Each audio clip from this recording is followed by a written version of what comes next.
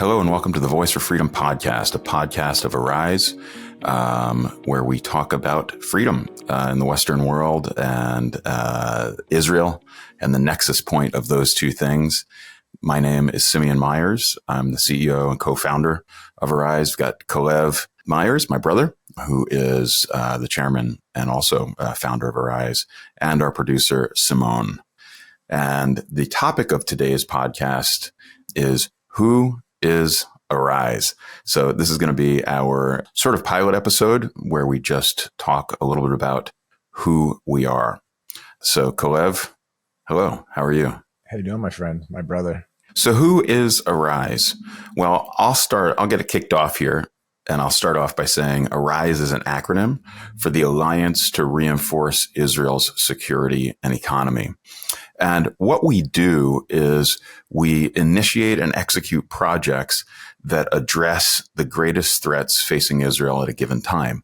And we are a United States 501c3 nonprofit organization with representation here in the United States where I am, and then, of course, boots on the ground as well in Israel.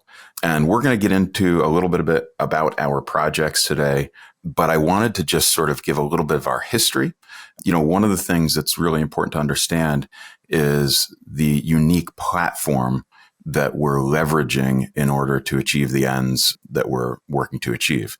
So I want to just open it up for a minute, Calev, for you to give a little bit of a backdrop on the platform that you have built and we've been able to build together over the last 20 years, really.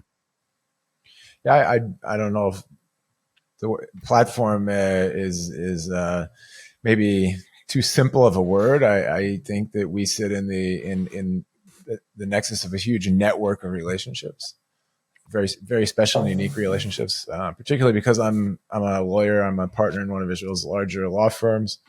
Been practicing law in Israel for the last 21 years, and most of my clients are from the international community. So foreigners either investing or donating in Israel. Most of them are non-Jews. So that's kind of what's unique about my practice. I would say today, if you take all the money that's either invested or donated by Protestant or evangelical Christian nonprofits or businesses in Israel, my team and I represent like 99% of that. So I live on a very interesting intersection between the faith world, particularly the Christian world, people who believe in the Bible and Judeo-Christian values, in the state of Israel. And so what we've done at Arise is first of all ask the question, what are the biggest strategic challenges facing Israel?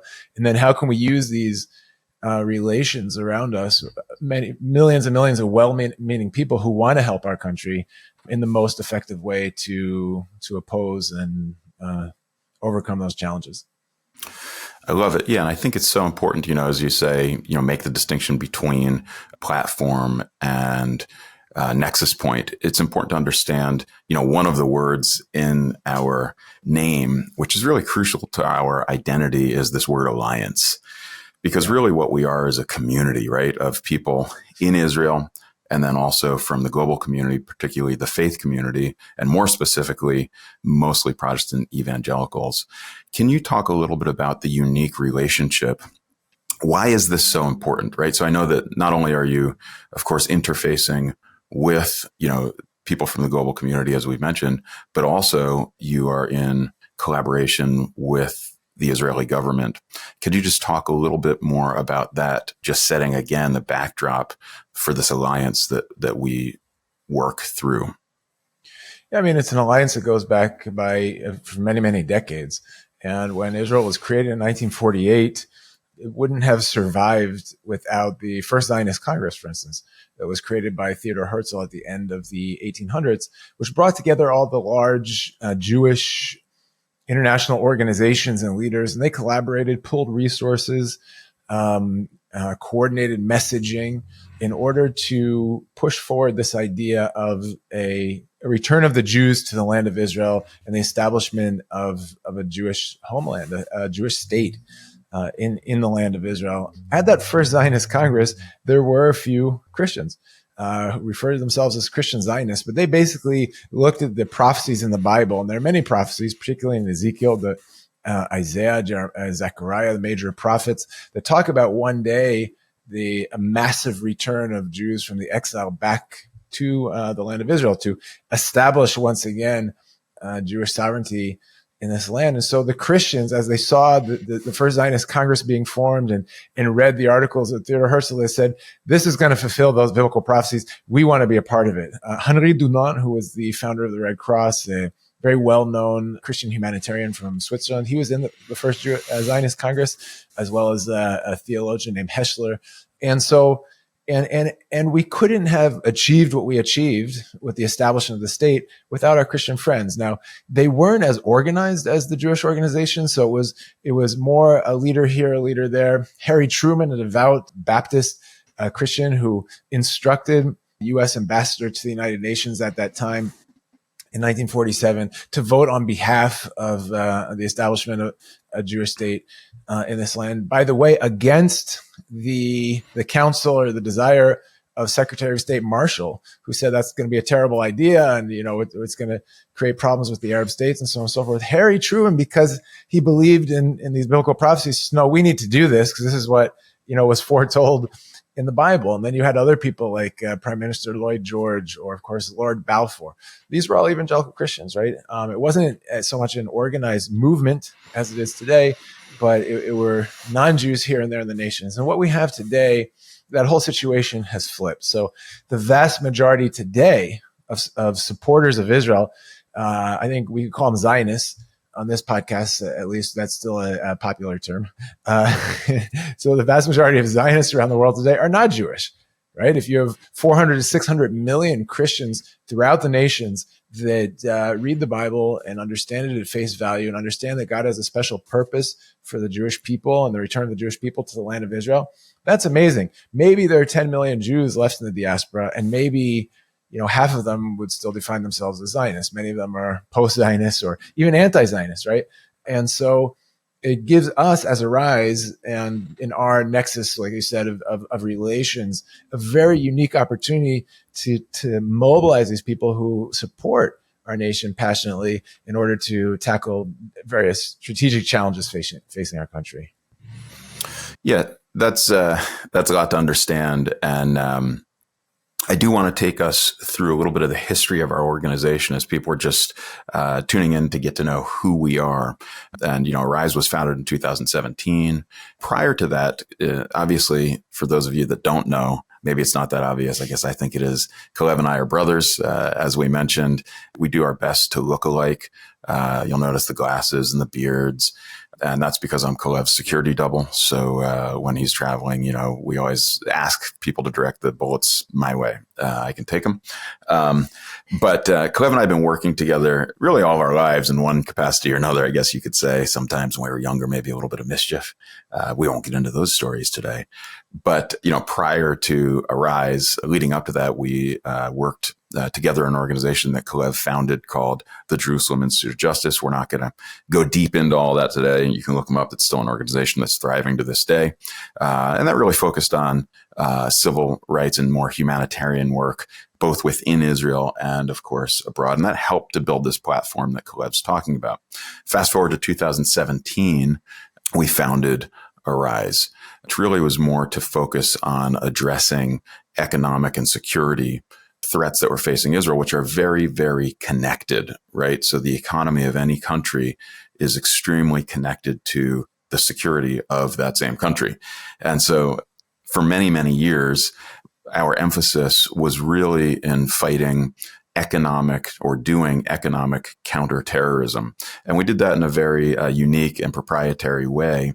And the whole idea was to address the boycott, divest, and sanction movement. For those of you that are familiar with that, this movement to, basically isolate Israel from the rest of the world. Calev, can you talk for a minute about some of the unique ways that we addressed that over the years through Arise?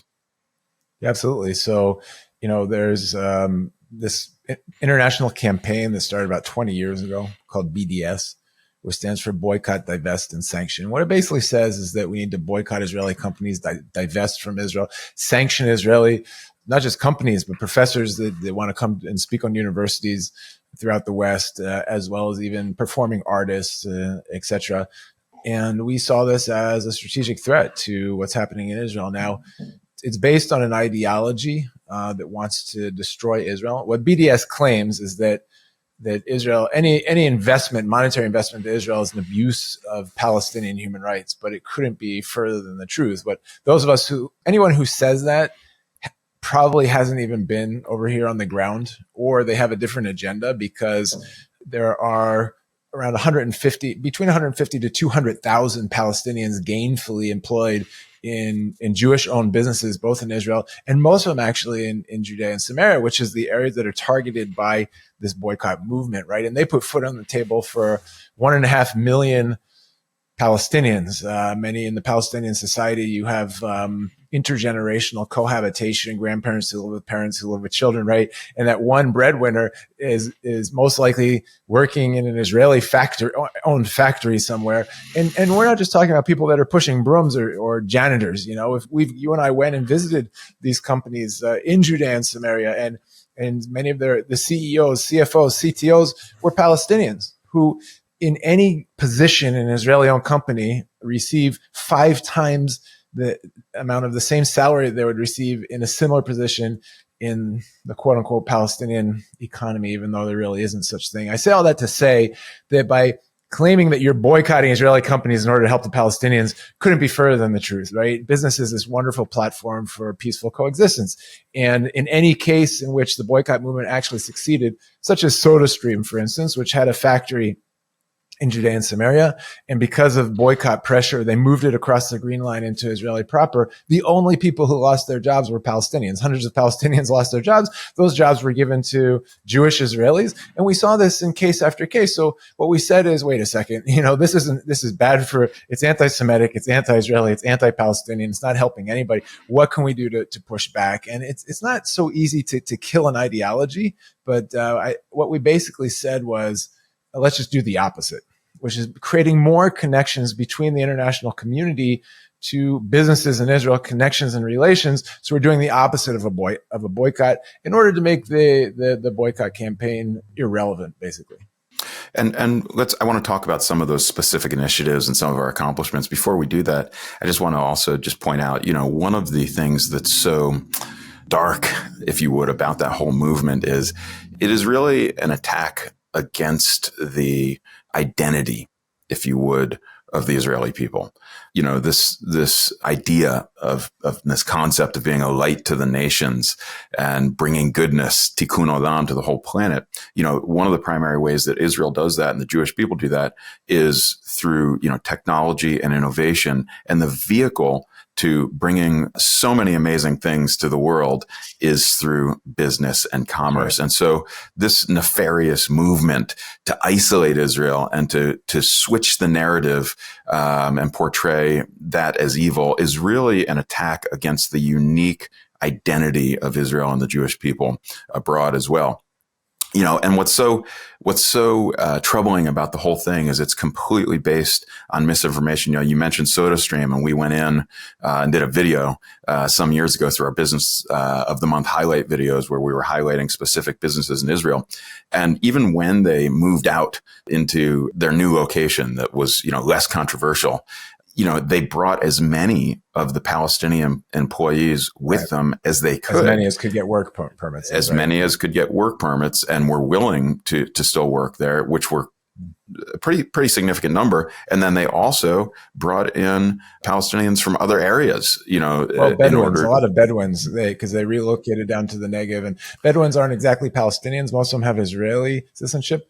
But they're Muslim. They're a large Muslim minority, and you're right. And this breaks down that whole sort of lie that Israel is an apartheid state. You can see it in real time. I loved SodaStream because when we were working there, it was amazing to see the programs they had in place. I remember they had a program to deliver thousands of laptops to Bedouin families, to their children, not to the workers, but to the children of the workers. They had a program that, and we're talking 15 years ago. Some of the stuff was established 20 years ago, right, before a lot of this was even popular around the world. They had mom at work programs where the mothers in Bedouin families could work there and also take time a way to still be moms for their families. It was really unique. And furthermore, when I visited their plant, they had one synagogue on location where Jews could pray in the way that they like to pray. And they had 5 mosques on location where Muslims could engage in their faith deeply. And it was such a beautiful and unique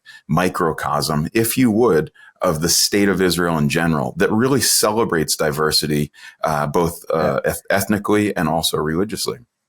So even like right now, DEI is very popular, and as a sort of a movement within corporate America and even internationally. But before that, if you remember, it was CSR, right? Corporate social responsibility, which I think was actually a good thing. And we faced those claims against Israel that investing in Israel is abusing human rights. We said, wait a second, let's do an objective CSR report, look at all of the grid that the United Nations created to look at, to judge companies based on social impact, if it's integration of minorities or integration of women on boards and environmental impact and so on and so forth. And we compared Israel to other countries worldwide. Let's just say, compared to all the other countries in the Middle East, Israel is like ages ahead of them in all these areas, and actually in a very good place even internationally. We would create those CSR reports and disperse them to business people around the world. I just want to say that I want to come back to talk about a value of Arise, which I think both you and I hold dearly. And that is the concept that in order to support Israel, you don't have to be anti-Palestinian. And in order to support the Palestinians, you don't have to be anti-Israeli. If we really believe in the basic concept that every human being is created in the image of their maker, then we should look for solutions that improve the quality of life of both peoples on both sides of the conflict, right? And so business and especially these kind of business platforms that integrate Jewish and Arab or Palestinian partnerships and co-management and working together is just a wonderful platform for peaceful coexistence. And so that is one area. And I think because of that, those who embrace different values, which means in order to somehow help the Palestinians, we have to attack Israel and attack the Jews. That's exactly why they want to attack the economy and they want to attack business in order to destroy those kind of mutually beneficial relationships in this area. Yeah, I think that's a fantastic point. And I think a lot of people just don't know that, that's not just a value that Calev and Shimon Myers or Simeon in my English name share, but that's really, if you were to take Israel as a whole, that is a value system that is just part of Israeli society, this valuing of life of all peoples. So it's not, we don't just value our lives. We don't value our lives more than that of others. In fact, if you look at even the recent conflict in Israel, and I don't know what the number is today exactly, the exact number you probably do, Calev, of soldiers that have lost their lives in this last war. I think it's probably closing in on 700. Am I right? Somewhere. Yeah, it's between 600 and 700. Yeah. Between 600 and 700. These are soldiers that lost their lives primarily because we value the lives of Palestinians. And people don't understand that. We didn't have to send boots on the ground into Gaza. If this was a genocide, as people were talking, we could have really just carpet bombed the whole place. We did not. And that part of that is because we value human life. Now, those that oppose what you and I are talking about right now will point out, little incidents here and there, things that happen. And, it is important. One of the things I would say that's part of just our identity is that, we're not here to say that we agree with every single decision that Israel makes. Right? Israel's not a perfect place, not a perfect country. There's no such thing. That doesn't exist.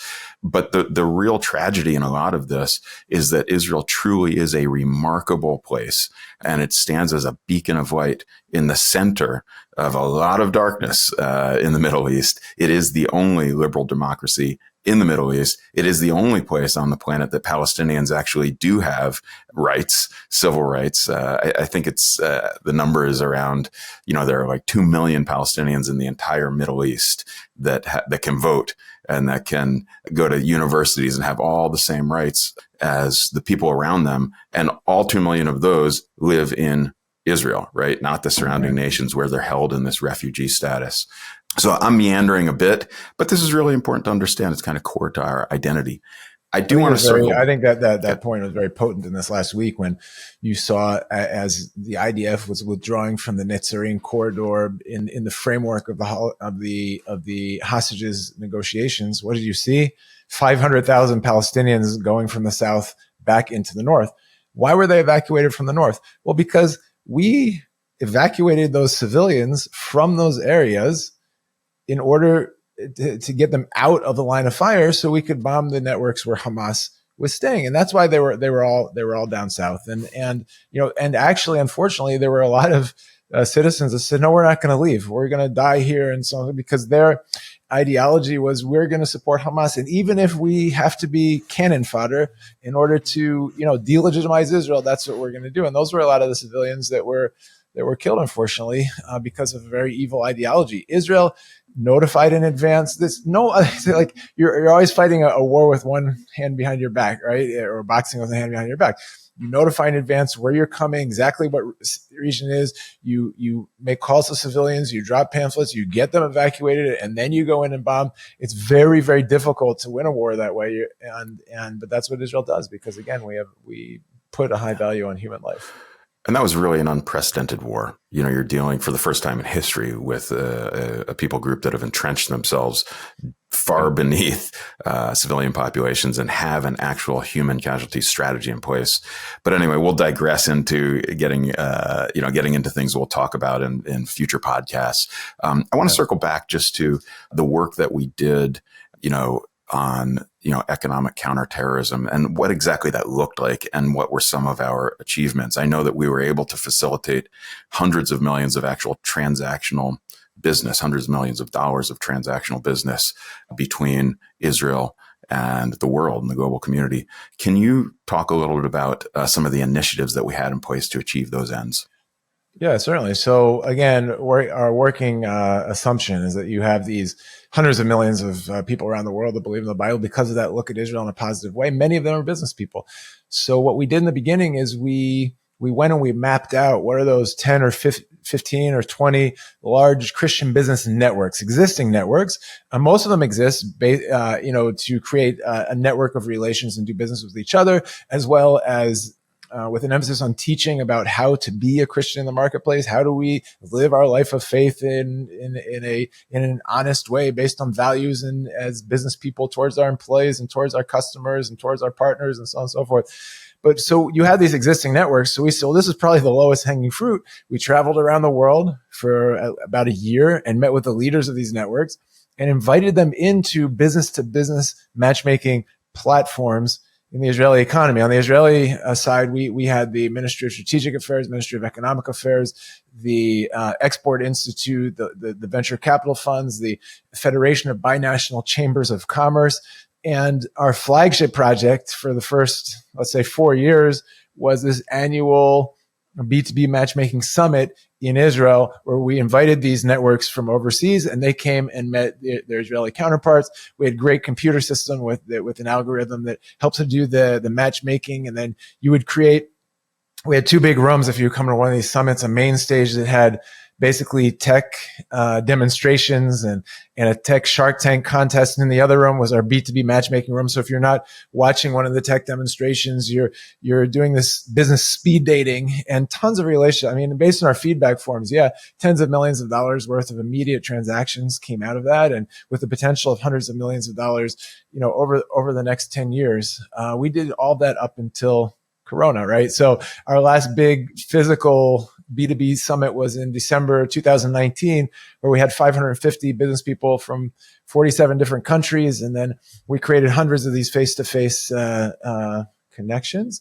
That became impossible, of course, during COVID. So like many people, we transitioned to do digital summits, which basically had the same thing. You had the main stage and you had the B2B room, but it was all digital and you could go in and find your partners. And then coming out of COVID up until the war, we decided to pivot into innovation tours. And so it's, let's take smaller groups of 10 to 30 people where we can really profile them in a positive way in advance and see exactly what area of business they might be interested in, and then create tours where they're connecting into those in investment or trade or commerce opportunities that suit them in the best way. And we ran those innovation tours up until October 7th. And yeah, we saw a lot of measurable results of actual investments, actual trade and commerce and transactions. So it was very exciting. Yeah, and I think, simultaneously, we were already in the content creation space for that initiative, doing Business of the Month highlight videos and just highlighting some of the realities on the ground in Israel and some of the amazing, again, technology and innovation that Israel brings to the planet.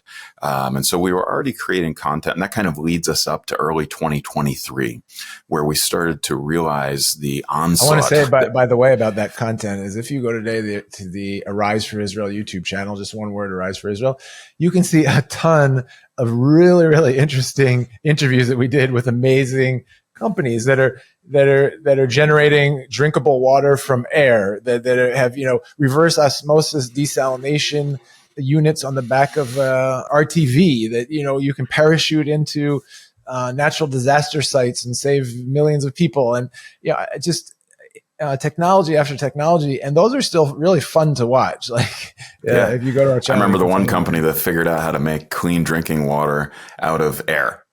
Right, I think they won the huge tech show in Vegas the one year. That's Israeli technology coming to the world. In early 2023, you began, in response to this onslaught, online, digital, social media onslaught taking place, filling the airways with anti-Israel bias, you began in Israel to form a group of some of the biggest influencers in this space. Can you talk a little bit about what you were doing there, and then we'll take that into October 7th and what we've done since then? So the sad reality is that if you come to any diplomatic or legal or media framework anywhere internationally, and you're carrying an Israeli flag or what's perceived as Zionist branding, right, you're going to immediately lose 50 to 60% of your legitimacy. And so when we looked at this from a strategic perspective, we said, well, you have all these great organizations out there, non-Jewish Zionist organizations, or most of them being Christian, right, that are passionate about speaking up on behalf of Israel if it's in the European Parliament, or their local government wherever they are in the world, or in media and social media particularly. What if we could help mobilize these organizations, equip them with better information, actually fund some of their projects, so we are amplifying, empowering those voices that are standing up on behalf of Israel, sort of standing in the gap, to borrow a biblical term, in a much more effective way, where we actually, as Arise and as Israelis, kind of stay behind the scenes, right? And we empower them as our non-Jewish, non-Zionist branded face of our activities. And so, yeah, that's right. Like already, 6 or 7 months before the war, we already began this program of looking for those partners out there in the international community. What can we do to strengthen and help them be a better voice wherever they are? And then fast forward to October 7th. And, here we are, we're moving this direction of putting together a team of extremely heavy hitting influencers and people that can affect culture. And we've already built out this coalition and started really moving collectively. And then October 7th happens, this, atrocity. And, we pivoted, and really started to work heavily in the influencer space. And we'll talk to that. But before we do that, I want to just talk about what we were able to do on behalf of the hostages and their families. And it's important for people to understand that, because of the work that we were already doing leading up to October 7th, building out this coalition, that is the reason that you were approached by the Forum of the Families of Hostages in Israel to be their voice to the non-Jewish world. Can you talk a little bit about, what took place there and then what we did from that point? Absolutely. Yeah. So because we've been that bridge or the connector between, our friends in the nations to Israel for so many years, I was contacted personally by the Forum of the Families of Hostages, which was already created within 2 or 3 days of October 7th, right? And they asked if we could help lead an international media and diplomatic lobbying campaign. Now, I turned 50 last year, so I'm a little bit too old to be crawling through the mud in Gaza with my compatriots that are in reserve duty.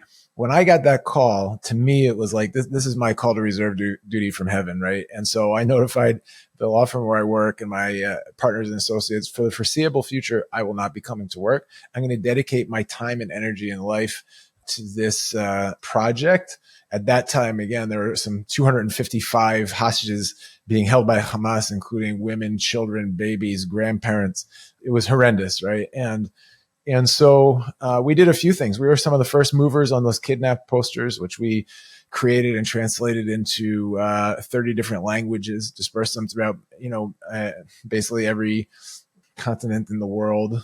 And then we organized events. We equipped people with signs and T-shirts and messaging, and helped facilitate demonstrations in capital cities around the world. And we facilitated and led delegations, which meant bringing family members, mothers, fathers, brothers, and sisters of people who are being currently held by Hamas into face-to-face meetings with state leaders around the world, right? So prime ministers, presidents, ministers of foreign affairs.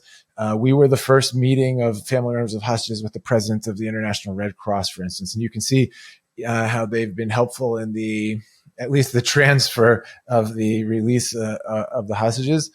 We were the first meeting with the High Commissioner of Human Rights in the United Nations. And then we went and did the big project in DC, Washington, DC, on Capitol Hill, where we met with both political parties.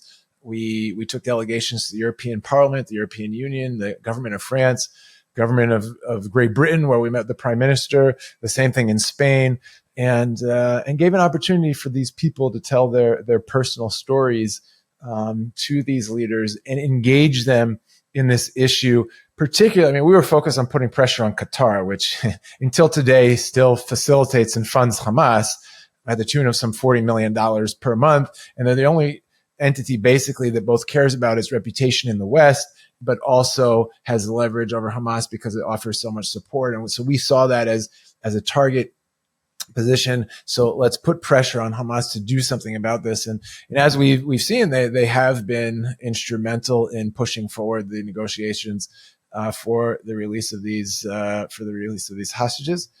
So I just want to say that a beautiful thing about that is, again, if we look at the people who are our network of relations, right? All of those events were facilitated by, arranged by, organized in cooperation with non-Jewish supporters of Israel around the world. Our Christian friends who are in various governments or senior positions, we were able to contact them. We created a coalition called the Voice for Freedom Coalition, from which this podcast took its name, which included, over 350 organizations, but some of those are actually networks that have, 3,000 to 10,000 organizations in them. So it's a network of thousands and thousands of organizations around the world, mostly Christian organizations that were unified and to call with one voice for the immediate and unconditional release of these hostages, again, through demonstrations and social media advocacy and delegations and so on and so forth. And I think that's a really nice snapshot of the way that we work at Arise and the way that we leverage this platform. We're able to pivot quickly as situations take place in Israel. And we know that that's, unfortunately, historically, just an ongoing cycle right, where Israel needs help from its friends. And for those of you that are watching that played a role in that story, a huge thank you. I believe it's 4 or 5 of the hostages that have been released over the course of the last couple weeks in this new deal their family members were with us on those delegations. Yes. So it's very, very close to our hearts. And, again, because of the way that we operate, we were able to play a big role in that story. I know, for instance, Mike Johnson's first press conference was actually with a delegation that we were hosting, as you mentioned, on Capitol Hill. Okay. What a great man. He was appointed a week before that as the new Speaker of the House. This is his first Meet the Press conference. And we came in and he said, no, I'm going to give you this position. So we had everybody was there. Fox, CNN, BBC, Time Magazine, USA Today, and then that led to all these follow-up interviews. And if our family members of hostages weren't speaking with a political leader, they were in front of a camera or on a radio set, or just getting their voice out, getting these stories out. And one of the most beautiful things that happened is that these family members thanked us so profusely that we gave them something to do. I mean, you can imagine the hopelessness of, terrorists storming across the fence in your backyard, pulling your wife or children out of bed, and then taking them and holding them in terror tunnels underneath Gaza. What can you do as a human being? I mean, you're just at a loss. You feel like your country had abandoned you on that day. All the security systems fell apart, and we gave them a place to voice their cause. And that was one of the most touching things about it. Some of them, unfortunately, we weren't successful in bringing back their loved ones. Several of them had, the kidnapped individual was killed in captivity. And I think just having participated in our events gave them the feeling that, well, they had done something. They had done whatever they could in their, limited possibilities to do something that really helped even psychologically. I remember sitting in Pennsylvania, where I reside, on October 7th and after it, and having that feeling without having a family member directly affected by it on that day.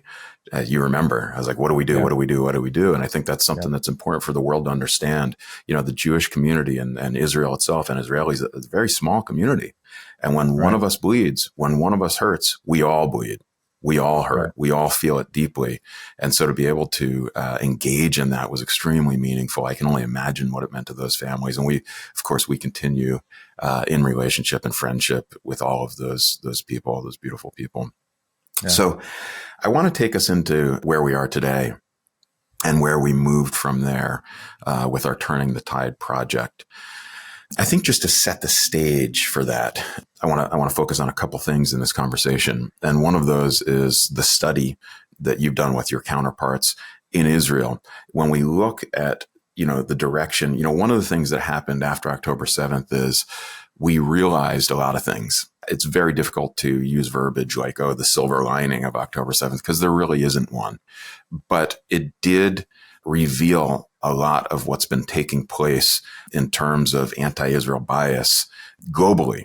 We've seen the backlash through social media. We've seen the backlash through mainstream media. We've seen the backlash on college campuses around the Western world, some of our most esteemed halls of education. It was shocking, and still is to this day, shocking to see what's taken place there. And there was kind of this jarring effect of what is going on. And of course, we understand that much, much more now. And we began to see that, wait a minute, Israel's actually experiencing an existential threat right now on a level that it has not faced since the formation of the modern state of Israel in 1948 that's taking place globally, which sent us into high gear on our Turning the Tide project. Calev, can you talk for a minute just to set a backdrop for what we're doing today about the study when we look at influence that's taken place? Yes. So I'll talk about the study, which is, which undergirds our philosophy of how to face this strategic threat. But before that, I just want to frame the threat that we're talking about so that we understand kind of the immensity of it and the nature of it. So, many people claim that this war is in its essence an Israeli-Palestinian conflict. But is it actually an Israeli-Palestinian conflict? Because if you look at everyone who's been firing rockets at us or kidnapping our citizens or slaughtering them and they're burning them alive in their living rooms and so on and so forth, they've all been weaponized by, motivated by, and funded by Iran. Whether it's the Hezbollah in Lebanon or Hamas in Gaza or the Houthis in Yemen, they're all Iranian proxies. So in a way, this is an Israeli-Iranian conflict, but is it just an Israeli-Iranian conflict because Iran is now being backed and supported by Russia, China, Qatar, Turkey, whereas Israel is being backed by the United States and its allies in the Western countries. So is this a new East-West proxy war on which Israel is on the front lines? I think that's definitely a legitimate way to look at this conflict. But is it just an East-West proxy war, right? Because in a sense, there's a spiritual component to this. It's the forces of light against the forces of darkness. Those who love life and protect and value life against those who cherish death. Right? Dictatorial regimes which oppress civil liberties and personal freedoms against the free world. Again, in which Israel is on the front lines. And so that's really what we're dealing with. I think it's also important to point out that Israel is fighting this war on 8 different fronts. So there are 7 physical fronts. And, in short, we can say, terrorism coming out of Judea and Samaria, Gaza, Lebanon, Iraq, Syria, Iran, and Yemen.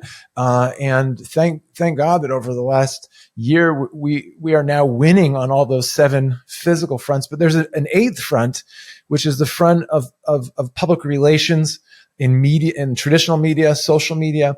Unfortunately, Israel today has been losing that battle terribly. And it started on October 8th. Right? I mean, let's talk about that for a second, because once we start to frame out what's happening and this war of influence, I do think it's really important. And it sounds like an unusual thing to say, right? But the attack on October 7th, while it was, of course, a violent physical military attack, it was first and foremost a PR stunt. That's right. And people don't really understand that. They say, wait a minute, how's that a PR stunt? Well, here's what we know. Hamas knew a few things. They knew, one, that they were going to start a war. They knew that Israel would come after their hostages. They knew that Israel would have to come into Gaza to uproot the infrastructure that they had built under civilian populations, densely populated regions. They had a human casualty strategy in place. And as you're about to mention here, what we also know is on October 8th, there were protests taking place across, over 100, probably between 100 and 200 college campuses, and across the city streets of the Western world. There were anti-Israel protests taking place several weeks. Israel did not enter Gaza for at least 2 weeks. We didn't engage in a military offensive or anything like that for 2 weeks. This was a highly organized and arranged movement that involved there were demonstrations on campuses claiming that Israel is committing genocide 2 or 3 weeks before we even went into Gaza, right? What was it all about? And all along, Hamas knew they were going to lose. They knew they were going to lose. Hamas can't win a war militarily against Israel, so they knew it in advance that all this was going to happen. And this was all a strategy that took, as we know now, over a decade. And when it comes to the influence campaign, several decades this has taken place, and they were ready with both, what they did militarily with boots on the ground, but they were also ready, across the world with boots on the ground, supported by their virtual and digital influence campaigns that are taking place through social media, which is a really nice caveat into, the study that you've done and then where we've gone from there. There's a great paper published by Harvard a year or two ago that looked at the Russian influence campaign into Western societies, and it basically said that just investing, hundreds of millions of dollars in social media advocacy and the bot farms and everything you do isn't really enough. You also have to have boots on the ground. It's the integration of both boots, offline and online, advocacy that actually moves the needle. This is exactly what Qatar has done. We know now in retrospect that they invested some $6 billion in, mostly Ivy League, universities in the United States. And, whether it was buying up, Middle East departments, constructing buildings, establishing youth movements, and at the same time invested a lot of money, particularly in TikTok. And so this is of a huge concern. One of the most frequently asked questions that we get is, I have a kid that grew up in a family that supports Israel, went to a church, studied the Bible, understands the prophetic significance of the establishment of the Jewish state today, etc. And once they get connected to social media and then also go to some Ivy League school somewhere, they become like virulent anti-Israeli advocates, and so that was a successful online and offline campaign. Today, we know that 85% of Gen Z in the United States receive all their news from TikTok. You're the one who who brought that data piece to us. 65% of millennials, all of their news from TikTok. Well, this is terrible because for the first time in history, very, very bad actors, particularly Russia, China, and Qatar, which invest a lot of money into bot farms and TikTok, had direct access to the hearts and minds of a whole generation, trying to undermine the Judeo-Christian foundations of Western society, and is really turning the heart of a whole generation. But in order to counter that, we need to do the same thing. We need to have both an offline project and an online project that are integrated between them in order to turn the tide in this PR battle.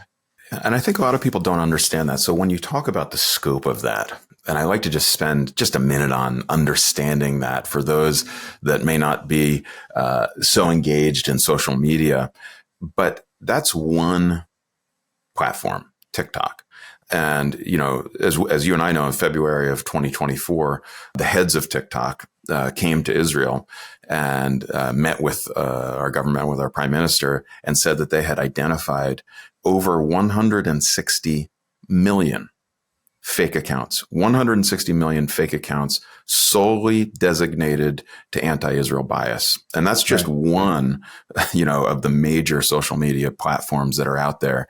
And they were working to try to establish protocol and different, you know, things to try to address that. But the problem was so overwhelming. It's not an easy thing to do. You know, as you mentioned, a lot of people are sending their kids off to college and only to have them come back and they're infiltrated with this messaging and this worldview, but it doesn't start there. It starts on social media. And a lot of parents aren't aware that their kids are being barraged by this, you know, night and day through their devices. And that's something that's new, right? That's something the world has never faced before. For the first time in history, your kids, you know, Putin can speak directly to your kids, bypass you through a device. Osama bin Laden's letter, you know, circulated around the world, you know, not on September 11th, but 20 years later. You know, kids are reading this letter with a narrative behind it. And, you know, we've got to catch up. We've got to keep up with that trend and understand first and foremost that's taking place. This group of people, you know, essentially, as you said, 65% of millennials get their news exclusively through TikTok, which is a platform that is extremely propagandized. And then 85% of Gen Z. What that means is for those groups of people, my kids, for instance, are Gen Z, my oldest daughters, they will never watch linear news, what we call linear news. Fox News, CNN, you know, whatever platform you like to tune into, whatever news you like to tune into, they'll never watch that on a TV. They're getting all of their news through a device, through a cell phone that can be highly manipulated.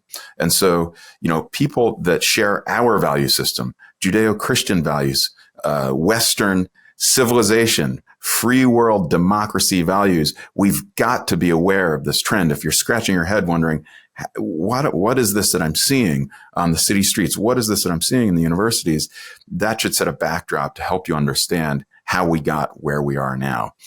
Yeah, so it's pretty profound. And then we went into high gear, and I'll talk for a minute about the virtual side of what we're doing. So we have essentially under our Turning the Tide project, and I'll just say for a minute, the idea behind Turning the Tide is to turn the tide of sympathy globally back towards, if you would, the 1948 borders. So in 1948, the world came together. The world came together and voted on a few things. One, do the Jewish people have a right to self-determination? Okay. Do they have a right to exist in their own country? And two, is that country their ancestral homeland? And the world came together. They reviewed the history and they acknowledged that, yes, the Jewish people have a right to exist in their ancestral homeland, where we've got an 1,800-year-old mosque on top of a 3,000-year-old temple. So the history is all there. You can stand in Israel in any place and throw a rock in any direction, and you're going to hit a piece of archaeology that has, you know, Hebrew writing on it or a menorah or whatever it may be. We know all that, and the world knew that in 1948. But here we are today, you know, 80 years later, and all of those truths are under attack. right? The sympathy has changed. The history is being revised, and we're just watching it happen and shaking our heads saying, how is this even possible? It seems it's like mind numbing to try to engage with that because it's just completely based on misinformation. So the goal of the Turning the Tide project that we are executing on is to get that understanding back, to move that sympathy, to turn the tide of sympathy back towards that understanding. To that end, I'll talk about, we've got two projects in place. One is the virtual warfare campaign, and the other one is the Israel Covenant Partnership, which Calev, I'll have you talk about in just a second. But the virtual warfare campaign is essentially going into high gear through content creation and publishing, which is primarily on social media, but not exclusively. And what we did is we looked at the totality of the problem. So there are many people that have identified what I just laid out for you that are engaged in this warfare, and many, many, many really, really good influencers that are building their unique platforms and doing a lot of really good work. But what we decided to do is look at the problem as a whole in its totality. And to that end, we broke the problem down to three different camps.